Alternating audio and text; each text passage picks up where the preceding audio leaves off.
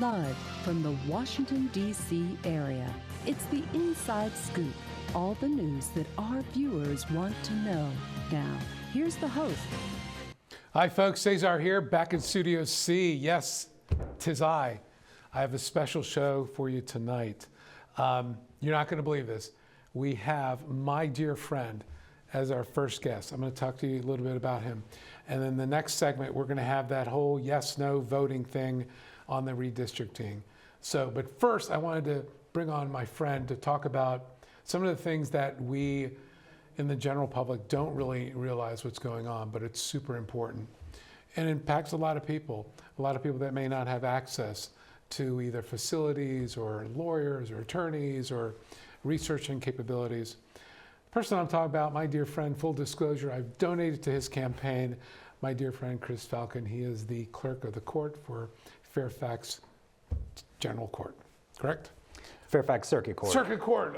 You told me that once ago, but man, that's why you're the detail guy.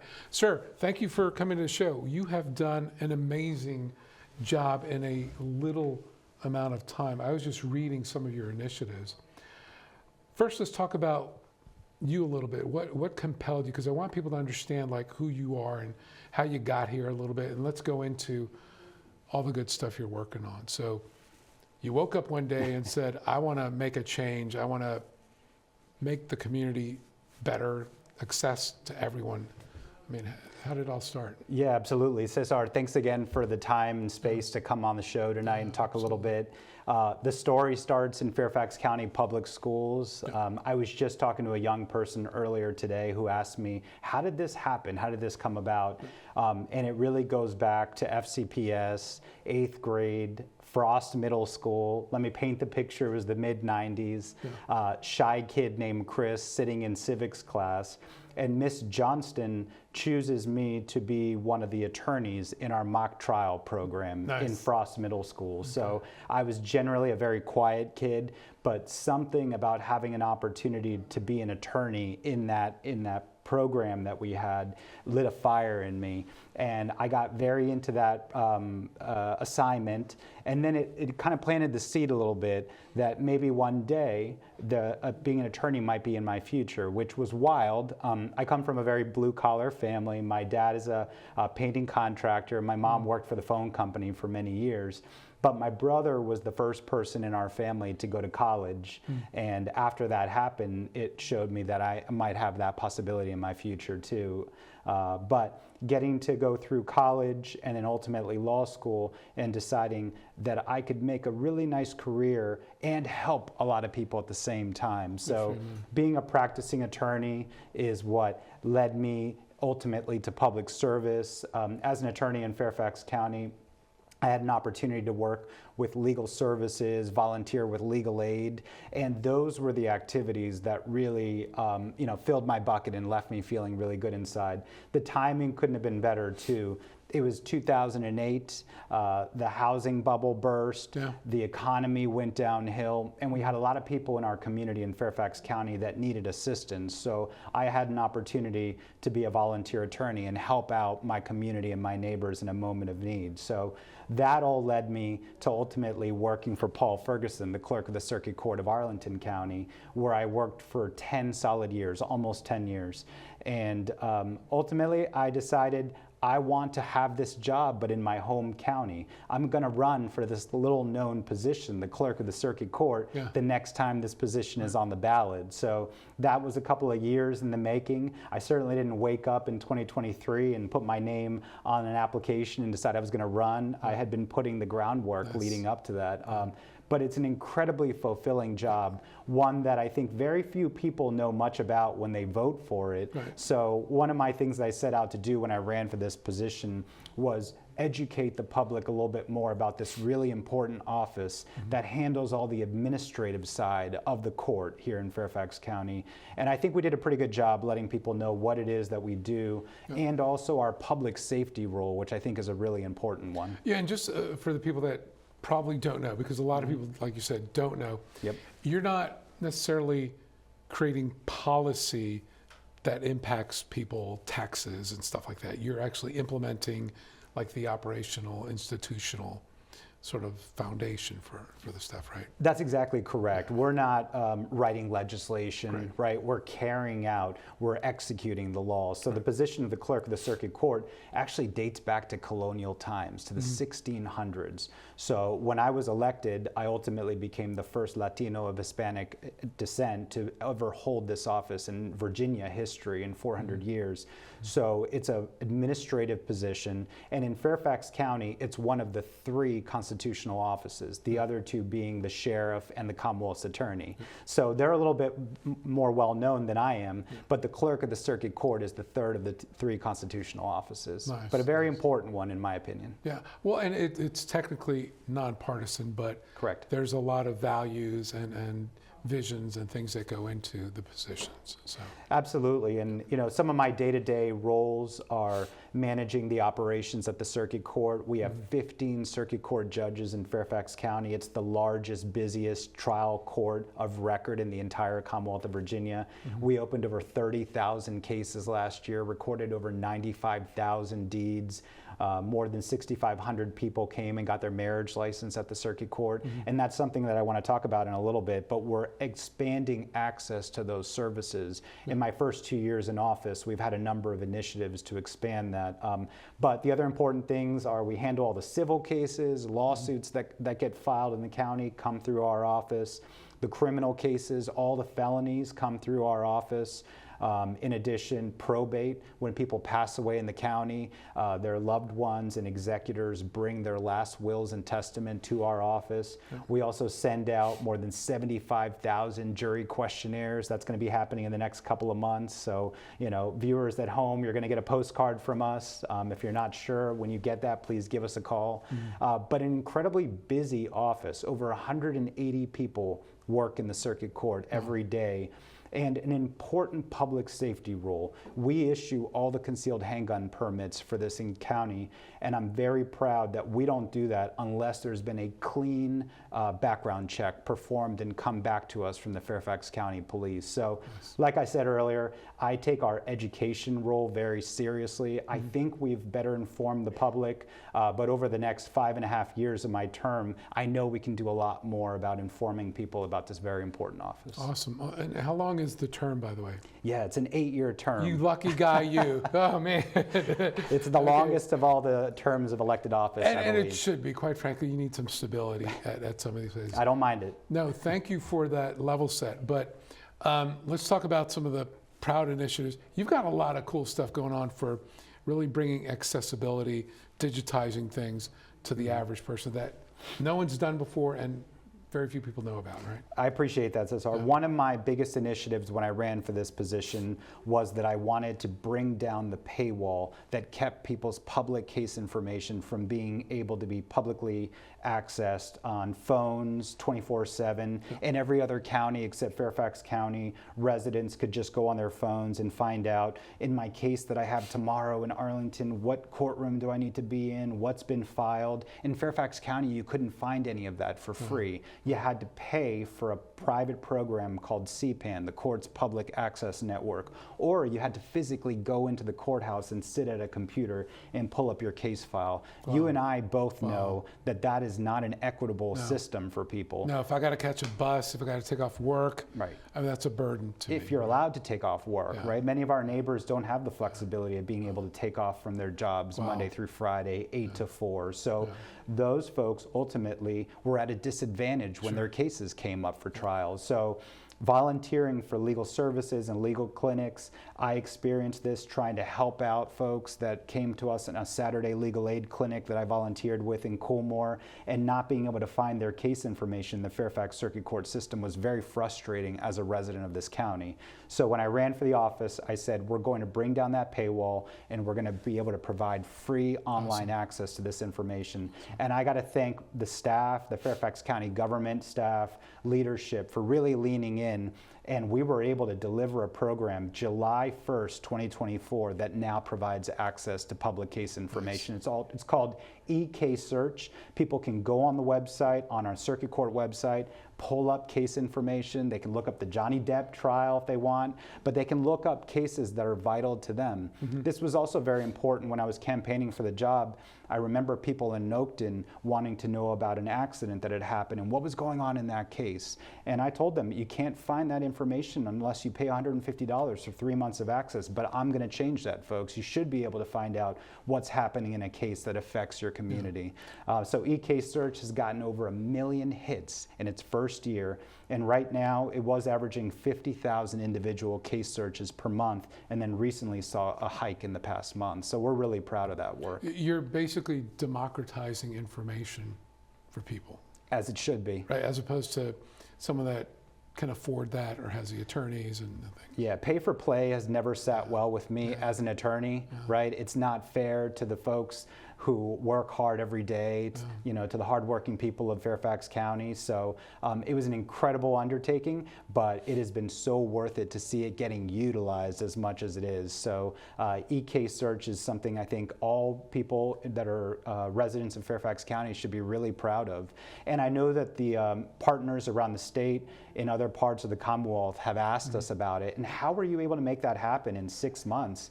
And I tell them it was really because of partners in our government. The other part, and I don't want to bury the lead, is it's available in the 6 other most frequently spoken at home languages other than English. Nice. So if you're a speaker of Spanish, Arabic, Mandarin, Korean, Vietnamese, Amharic, you can translate the website into those languages. And I know that that's getting utilized too from the statistics we've looked at. That's awesome. And just the last time I checked, I thought it was about 120. It actually is almost 200 languages are spoken in Fairfax County homes. That's insane. That's incredible. And as you know, that's personal to me. Absolutely. You know, family of Latino immigrants who came to this country, the primary language being Spanish.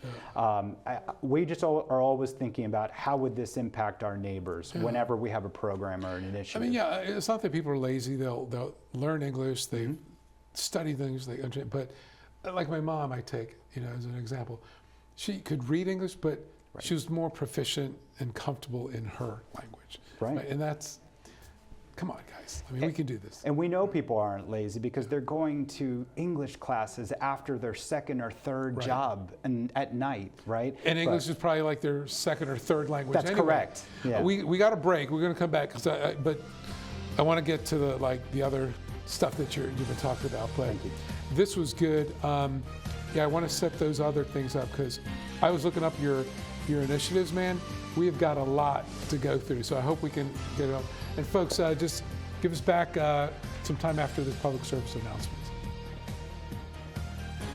So, I just moved in with this family, and it's embarrassing. The little one, he likes to go outside and crawl around in the giant litter box. I don't know what he's doing. I mean, I was born, and I knew how to use the litter box. Look at that! That's disgusting! Oh, poop already! You're making me nervous. Oh, okay, I can't look at this anymore. I really hope he grows out of this, for his sake. So how was work? It was 1,300 hours. My math class from 302 was in the trenches. Davy Roth had it the worst. Fractions were coming at him left and right. He just didn't get the damn things. 2 days ago, I tried to teach him what 1/4 of 1/2 was using different sizes of blocks. Yesterday, I tried again by dividing up pizza. Both missions failed. Oh, no. But today, I was ready. I created a combat math game where the only way to beat the enemy is to out-fraction them. Davy conquered every last denominator. My game was so successful, the principal is deploying it to math squadrons all over the school. Anywho, how was your day? Oh, today my boss treated the office to salad wraps. Salad wraps. I know.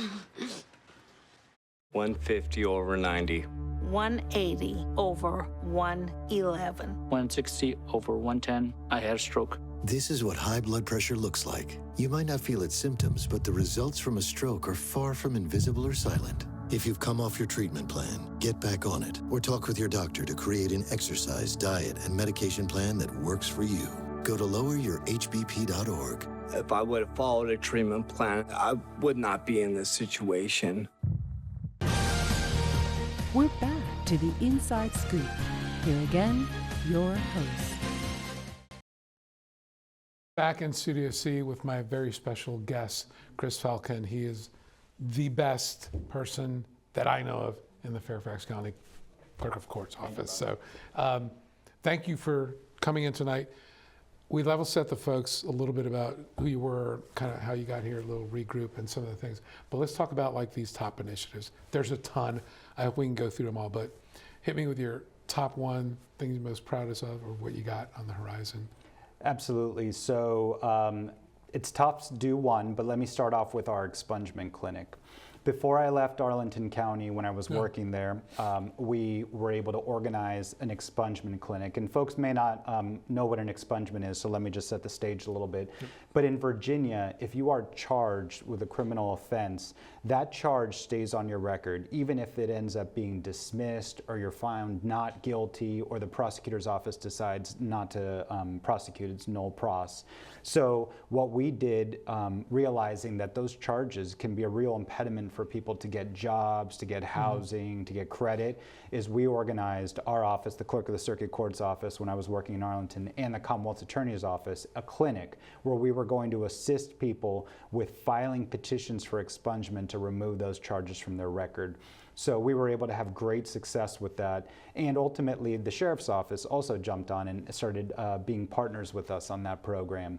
It goes on to this day. That program has lived on, and Arlington's doing great. Fairfax County had never organized something similar. So when I campaigned for this position, I said it was high time that we have expungement clinics in Fairfax County, like the other jurisdictions in the area, like Arlington, like Alexandria, like Prince William County. So we were able to organize one last summer, and it was held in the Wish Center in Hybla Valley.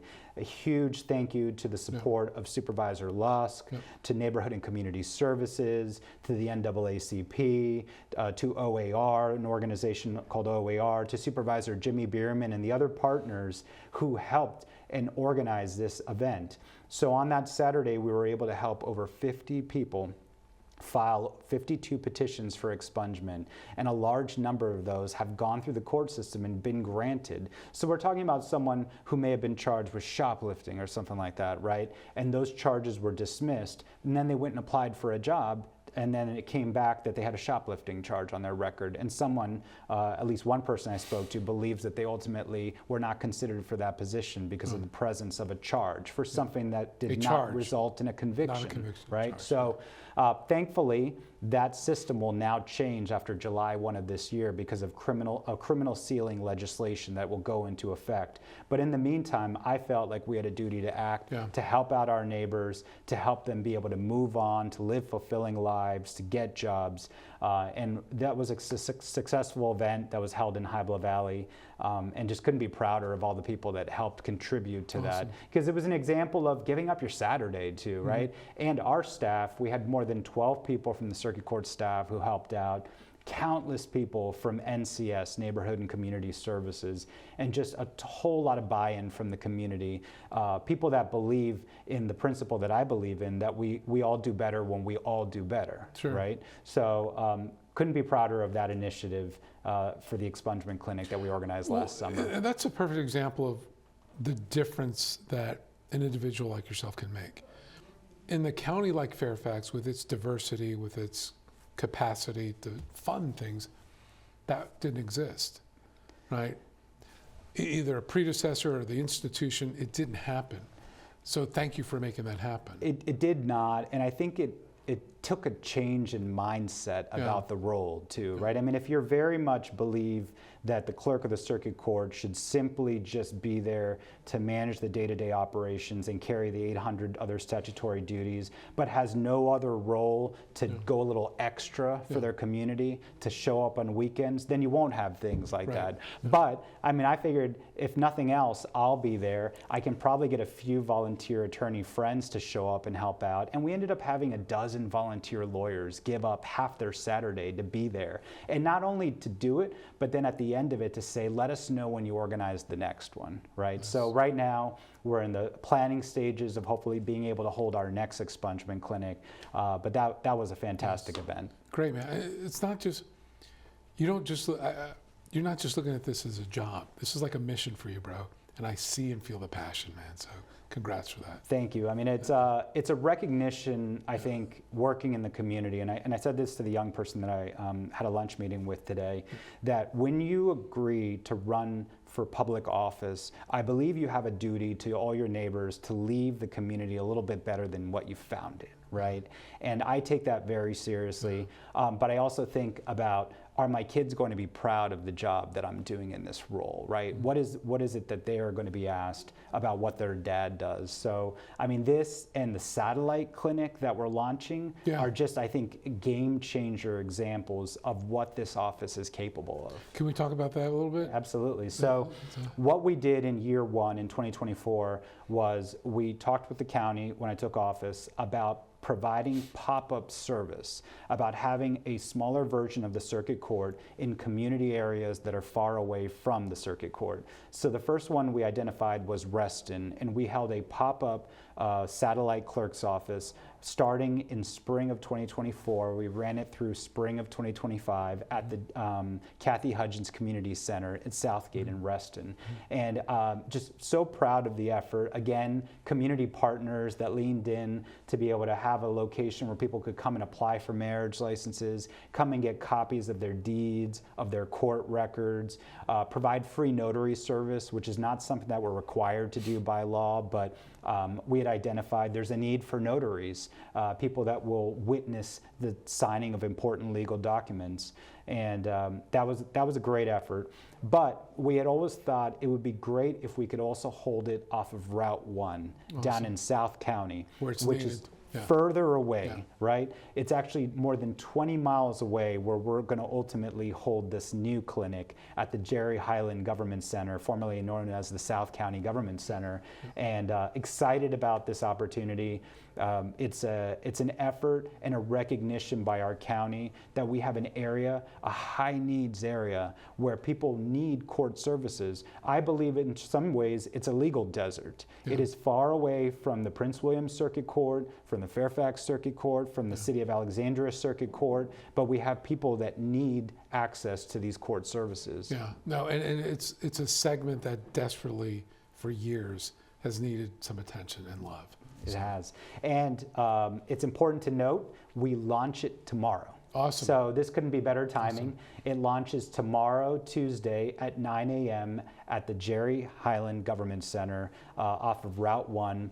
And from that moment on, we will be back there the second Tuesday of every month. Nice. And I hope we can keep this program going on for a long time. As you know, it's an area with a lot of foot traffic, people that rely on public transportation, right? That was a big factor in why we chose to bring this service there. It's right off the corridor there. Yep. I mean, that's, but most of those people take public transportation. That's right. Most of the people live in that area and that need it. I remember running and meeting someone who told me a story about needing a copy of a court document, and it was only one page, and all the entire effort that it took for them to get to the circuit court all the way on Chambridge Road from where they lived in South County, almost in Prince William County. And I mean, to me, it was a shame, right? But I promised we were going to look at making these services more accessible. I told the folks in South County, we will be back. when I met them. And I just, again, couldn't be prouder of this effort to bring a pop-up circuit court there. I'd love to be there more often, but there are other factors that prevent us from being there more than the one time a month right now. But the other nice thing too, Cesar, is a lot of these services, like marriage license applications, are things that people can time to do on that one day they know we're going to be there. So just reminder to those at home: the second Tuesday of every month. Remember, the circuit court is in South County. The second Tuesday of every month. Is that on the websites or okay? So yep. People can land on our circuit court site, go to the news and events section, and it's right there. Information about our pop-up satellite. Do other local outlets know this is happening too? Awesome. Yep. Yeah, we've had some success running it through the press. Also, important to note this. Our nonprofit partners are so important. We can't do anything. We can't get anything done unless you have buy-in from the community. Yeah. And thankfully, we have incredible nonprofit support who help us get out the word about these initiatives, who show up and volunteer when we hold clinics like the Expungement Clinic and the Satellite Service Initiative. But again, we will not be able to get the word out if it's just us posting it on our website, right? You have to have buy-in from all the other stakeholders. Well, there's community leaders that have constituents that are impacted by this, so it's good to engage them. Yeah, no, I appreciate you bringing that up. Supervisor Dan Stork, Supervisor Rodney Lusk, those that are around Mount Vernon, Franconia, have been incredibly supportive of the fact that we're bringing out court services to our community. People talk about meeting people where they are. That's a buzz term, right? But this is an actual example of what that looks like in practice. No, I get it, man. Growing up, my folks, we took public transportation. I mean, it was hard to get the places, right? And it is, and it's a lot of bus, Uber, Lyft riding, and if we you can do afford better it, if you can afford it, right? So it's a recognition that that's what equitable access to court services means. And I use that terminology. These are examples of that. Oh, man, that's awesome. Do we have time for one more? Yeah. Well, we got quick. All right. Deed fraud. Deed fraud is a huge problem in Fairfax County. We have a growing number. I just paid off my mortgage. Thank you for signing it. You're welcome. But we have a lot of people whose information is listed on public sites, and bad actors and fraudsters find that information, and then they pose as these people, and they, on occasion, submit fraudulent documents to our court. So our office has developed a property alert system, and we will be rolling that out to Fairfax County residents in the near future, so you can sign up and get an alert if anything gets filed on your property. So hopefully it'll just be a reminder, yeah, I filed that on my property record, no big deal. But if it's not you, and if it's someone else, it will give people an opportunity to either talk with counsel, to call our office. These property alert systems exist in other counties around Northern Virginia, but Fairfax County did not have one yet. And we are going to be mandated after next summer to have one. So I believe we're ahead of the game. Hopefully we can get this thing delivered and in practice by the end of this year. So again, another example why individuals like yourselves need to have that transformational mindset, like how can you make these things better for more people?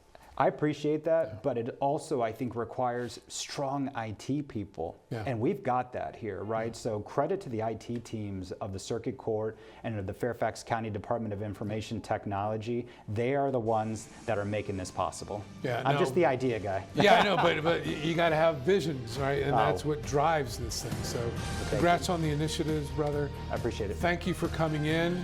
You are the best. Good luck to you. Thank you, sir. We're going to have you back because there's so much more I want to talk about. Appreciate it. I'll be here. Folks, give us a station break here for the public announcements. We'll be right back.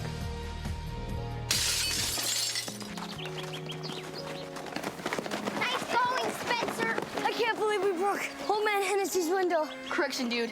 You broke. I just threw the ball. This is really bad. What are we going to do? We? Go to the door. Ask for the ball back. Are you serious? It's my ball, Myrtleback. You're so dead. I'd run away.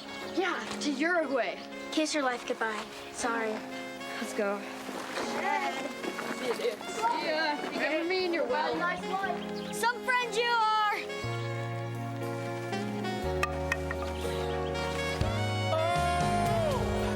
Keep smiling, keep shining. Hi. Tell him it was an accident. And we can fix the window. I'll come with you. Loyalty. Pass it on. You go first. A message from the Foundation for a Better Life.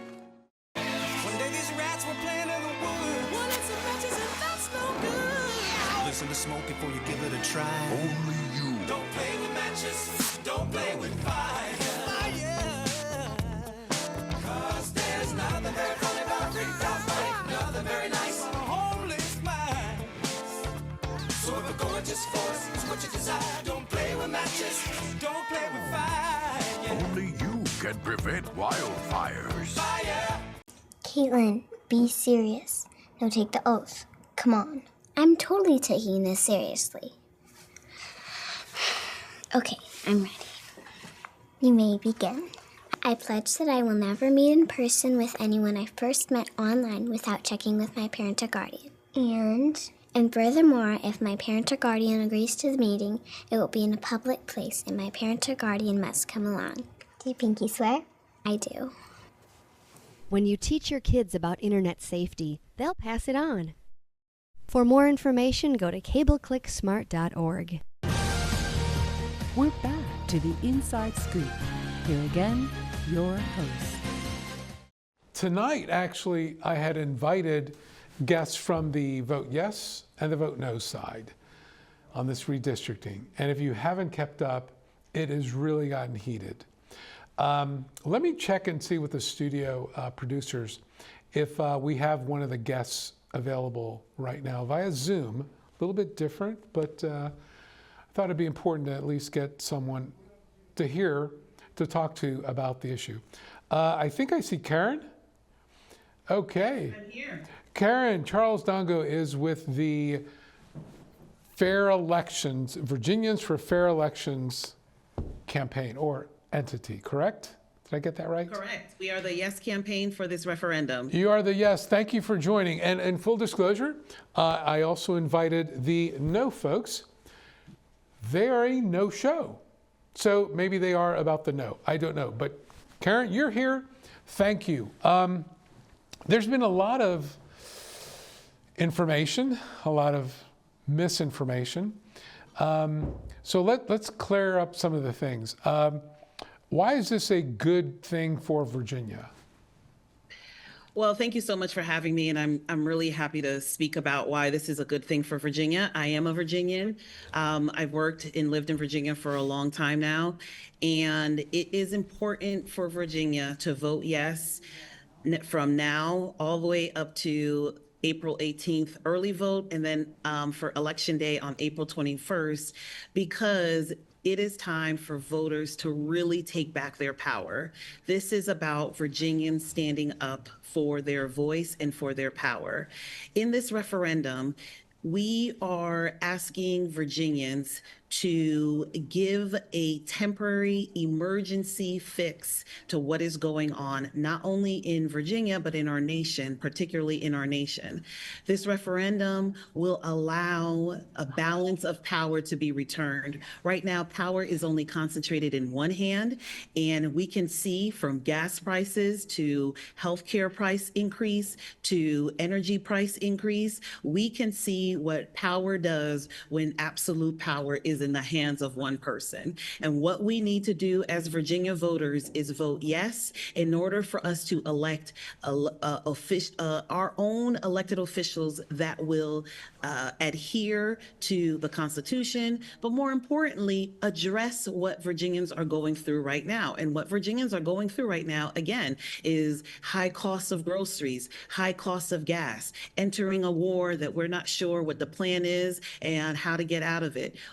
Virginians for Fair Elections, the Yes campaign, we're asking voters, go to the polls, vote early, vote on Election Day, and let's take our power back. No, I appreciate that. Now, I'm going to play a little bit of the contrarian since the no people are not here. Why should Virginia get into this redistricting stuff that's going on at the national level? You know, what's our role in this? Why do we care? Why are we going through this? Here's the best place. That's a great question. Here's the best way to articulate why this affects Virginia.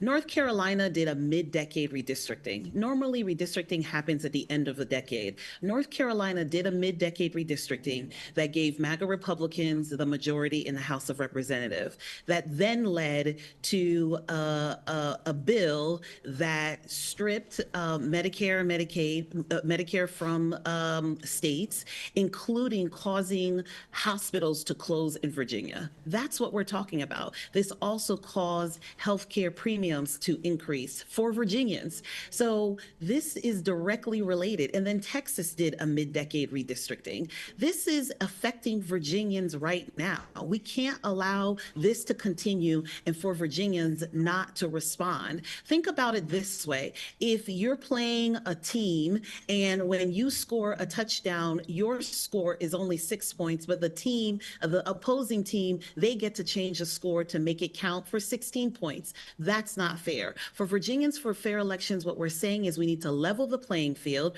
We need to address the emergency going on in our country right now with a temporary measure. This is a temporary measure. Redistricting will return to its process after the 2030 census. This allows voters to say we're in a crisis right now and we're not going to allow ourselves to be trampled upon and allow power to be concentrated in the hands of others who are trampling upon us. That's not allowed. We're not going to bring a stick to a knife fight. That's what this referendum is about. So Karen, that brings up a couple things, and thank you for responding.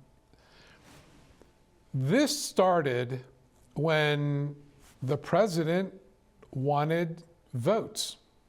Not in Georgia, right?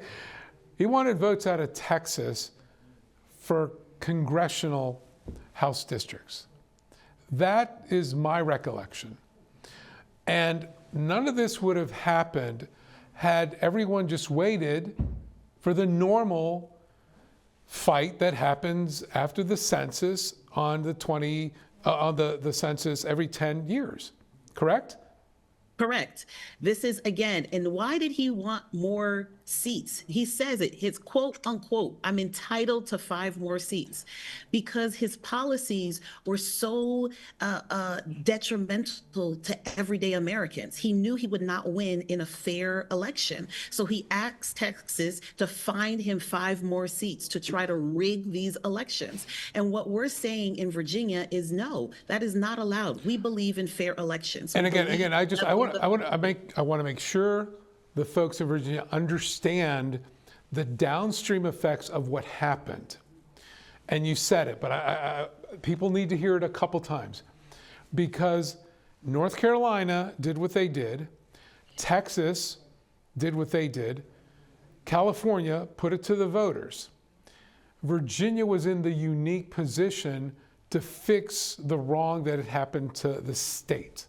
We lost things because the power had been given to an administration that had no congressional check, no Senate check, as far as that power-making decision.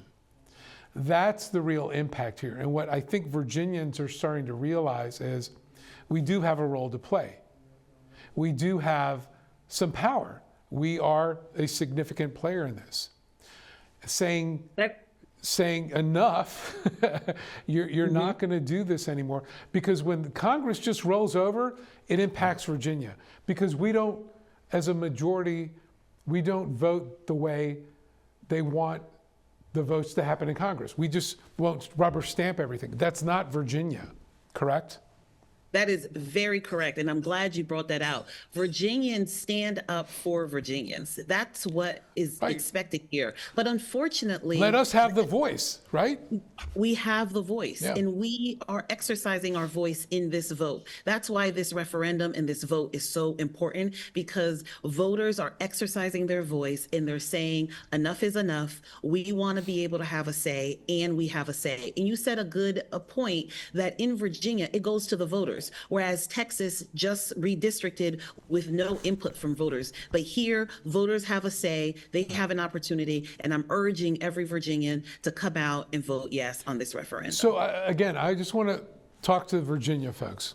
Think about what has been proposed.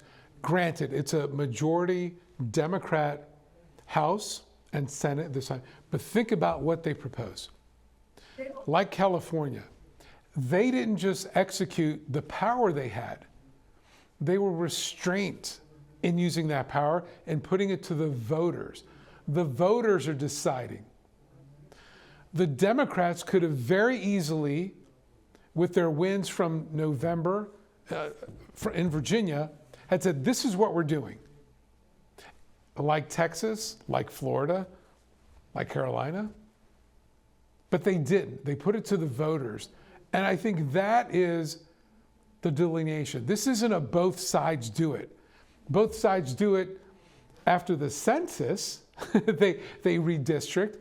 But no one has done this mid-cycle. And that's what I want to make sure the Virginians understand. Did I get anything? That's a very good point. We Virginians, we didn't start this fight, but we absolutely have to address it and end this fight. And there's another point that I want to make about how our legislators did this referendum. In the language of the ballot, it says temporary. It's right there in the language. This is not forever. This is a temporary measure to address the emergency going on in our nation right now. And then Virginia will return to its normal redistricting process after the 2030 census. Karen, what do you say? What do you say to the people? Sorry, what do you say to the people that say, "Well, I don't trust either parties. I don't trust any of the parties"? I would say to the people that that's what you're voting on. This is in the Constitution. It's here. That is what is being voted on right now.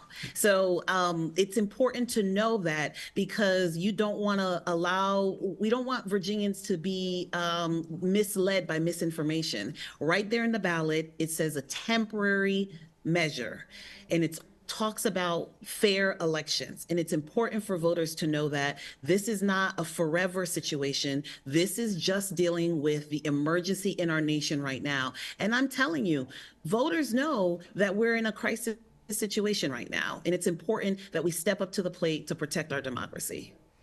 So let's talk about that a little bit in terms of Virginia. Let's bring Virginia back into the center of this. You mentioned a couple of the things that we lost. What are some of the other things potentially at risk here should this not succeed? You have to consider, if you think about where our nation is going, if you think about the things that has already happened, many voters are actually fatigued with the news, fatigued with the bad news that keeps coming, fatigued with how much things are costing. But if you think about it, it could be worse if we don't win this referendum. What if the administration decides to suspend elections going forward? That's a what if that we would never have considered before, but it is a what if now that we can see as a possibility if we don't step up to the plate and protect our democracy. So this is about protecting democracy. As much as it's about everyday dinner table issues, it is also about protecting our democracy, making sure our children and our grandchildren continue to live in a free and fair country where they have freedom of speech, freedom of opinion, freedom of thought, and not have to be afraid of expressing themselves.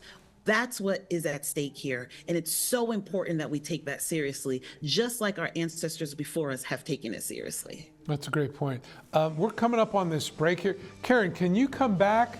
The no folks were a no show, so I'll give you a free segment if you want it. Would you like to come back for our final segment here? Can you hang around? Absolutely. Okay, so folks, stick around after this public service announcement. We'll have more insight on the vote yes. Okay, so we drowned the fire, stirred it, drowned it again, and now just feel if it's cold. Yeah. Cool.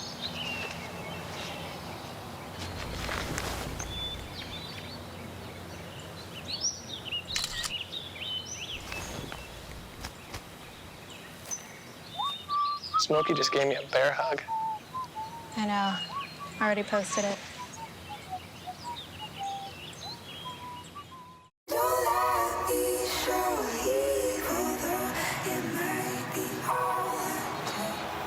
Show me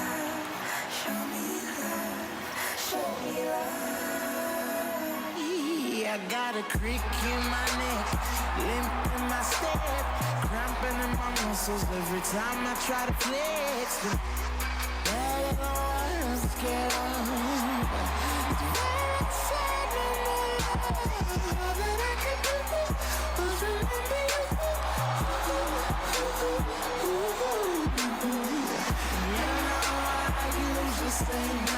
but if you throw me love, I'll throw you some more.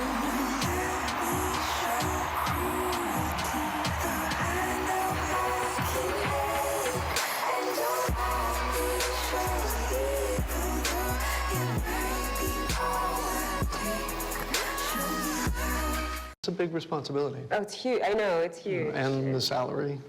Oh my god, yes. Right? I mean, like, I was about to move in with my parents, and right before, yeah, so this saved me. I really believe in you, you know? Thank you. It's nice to hear that from someone. These are cool. Did you, what did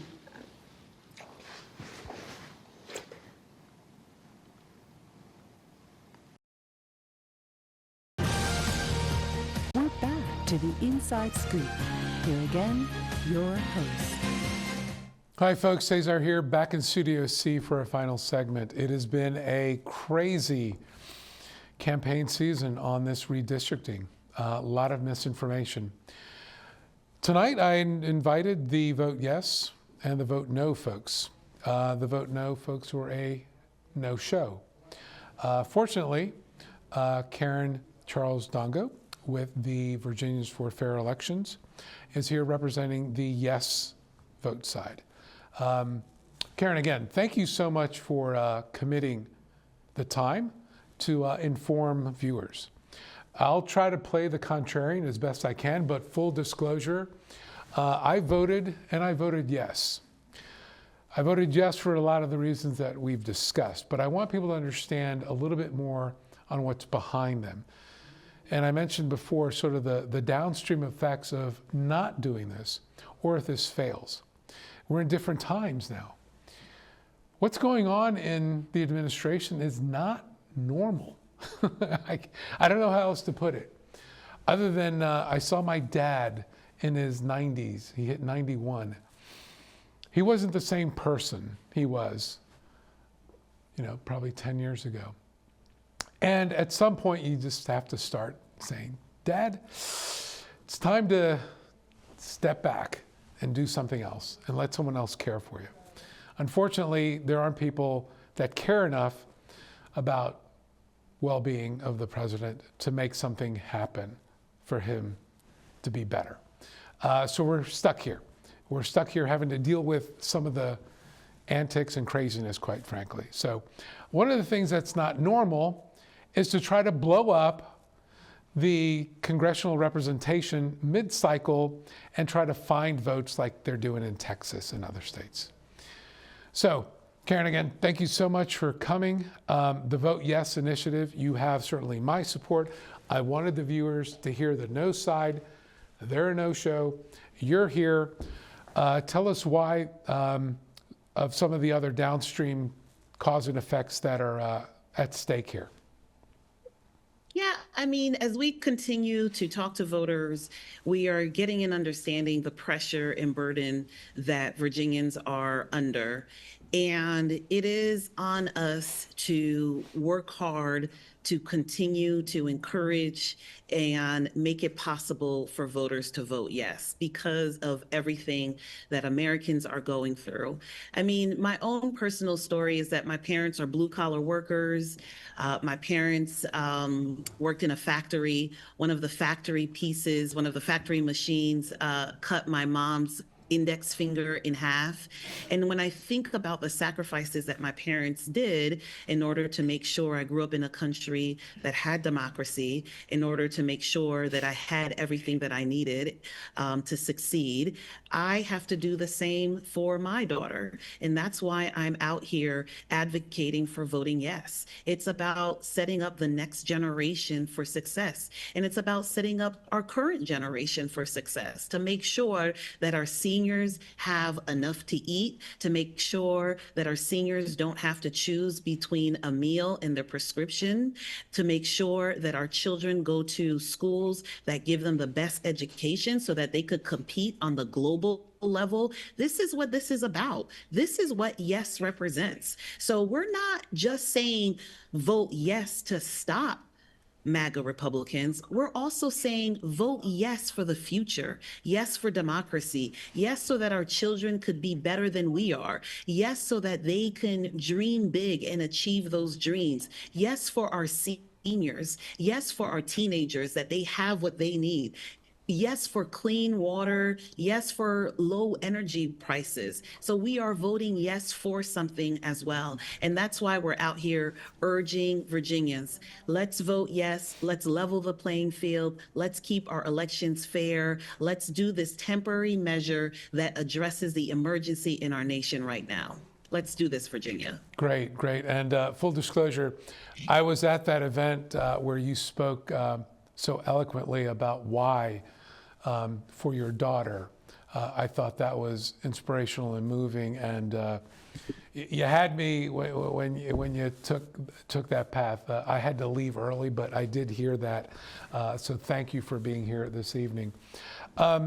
In terms of some of the other concerns people have expressed, there's a lot of misinformation going on. I spoke to someone earlier.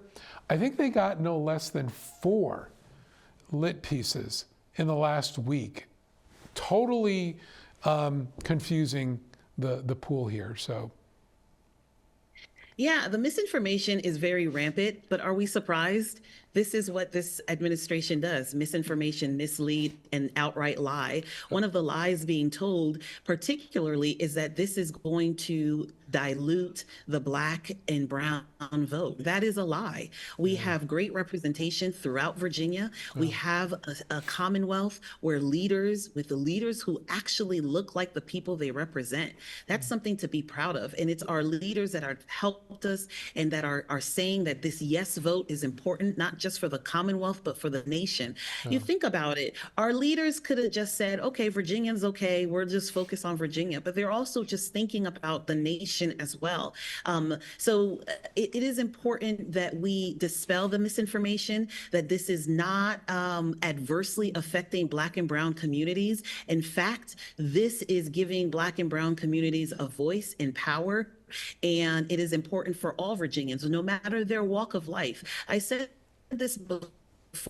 This is not about Republicans or Democrats or rich or poor. It is about Virginia, and Virginians are standing up for each other, and that's what this is about, and that's what we're doing here. No, I think the word I used in the arena last night is I used representation. And for me, that is what's being lost should this not succeed. Because again, Virginia is part of the congressional House. Those seats matter. If someone is stealing seats over there, it impacts every state. And Virginia is in a unique position. It is a unique position to counter that. And I think for too long, too many people have just sat by silently, just watching, not wanting to antagonize things. And I just think we're feeling it everywhere, why it's no longer tolerable, which is why I voted yes, which is why I did want to have the discussion. But I hope people are understanding why it's important to vote yes and get past this sort of uncomfortable confrontation that they're not accustomed to. Agreed. And look, I just want, as we round up, I want to encourage voters, if you don't know where to vote, please go to iwillvote.com/VA, because it is important, to the point that you're making, Cesar. It's really important that we vote and vote yes for our future, for our present situation, and to ensure that we take our power back. You're so right. It's not fair to allow the voices of our elected officials to be diluted diluted because other states are stealing seats. That's not right. And in Virginia, we understand fairness, and this is really important for us to do. So this has been an important segment to educate voters about why voting yes is so critical at this juncture. It is about individuals, about your gas prices, yes, but it's also about the nation, about democracy, yes, as well. Yeah, and I think you're touching on it right there, democracy. Here's why it's important. We will have this struggle for the next few election cycles. It will only get uglier because as America starts to transition into this new representation, the next generation, the new generation of Americans, there are people that just do not want those voices to be equal voices. That's why you have the level of gerrymandering that's going on. Remember, the Democrats have responded to this, but I see it all the time. People try to hold on to the power they have. When new voices come in to the neighborhood, or really, let's make it even simpler. When new people come into the sandbox, others don't want them to play in it. So that's what this is about for me. It's about people wanting to maintain the power and influence they're accustomed to. And they're not comfortable with new people coming to the table, demanding things, holding people accountable. So for me, that's what the yes vote represents. Again, it's about true representation. And you can have that flip any way you want, but it's got to be real. So I hope that message has gotten through. I hope so too, but I'm encouraging everybody, please go out, vote yes. We have time. You can early vote from now all the way to April 18th, and then on election day, April 21st. So and on election day, it's at the normal polling places? Yes, on election day, it's at your regular polling sites. So everyone take note of that. If you can't vote early at the early voting locations throughout the Commonwealth, Tuesday, the 21st, it's at your normal polling place. Go there, and hopefully you get all the right information to vote yes. Correct. Thank you so much for having me. This has been an important time to educate voters. I really appreciate it, and I appreciate the work that you're doing. Thank you. Karen, thank you for showing up. Absolutely. Vote yes. The no folks? Vote yes. The Every vote no counts. folks were a no-show, so that should tell you where things are. I don't know, maybe they're out knocking doors.